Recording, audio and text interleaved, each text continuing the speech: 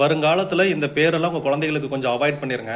ரவின் பேர் வச்சிருக்கிறவங்கள பார்த்தீங்கன்னா சும்மா சாதாரணமாக மளிகை கடையில் ஒர்க் பண்ணிட்டு இருப்பாங்க. உள்ளூர் அரசியலிருந்து உலக அரசியல் வரைக்கும் திறமசாலியாக இருப்பாங்க. ஆனால் இந்த திறமையை வெளிக்கொண்டு வரவே விடாது.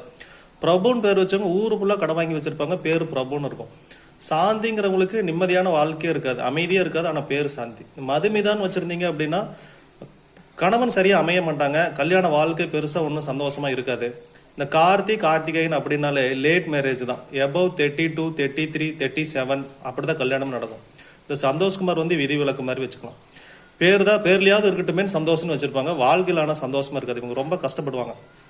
அதனால் இது எல்லாத்துக்குமே ஜாதகம் ஒரு காரணமாக இருந்தாலும் சைடு பை சைடு நியூமராலஜி, வாஸ்து இது எல்லாமே சப்போர்ட் பண்ணும் நம்ம வாழ்க்கையில். அதனால பேர் பொருத்தங்கிறது ரொம்ப முக்கியம்.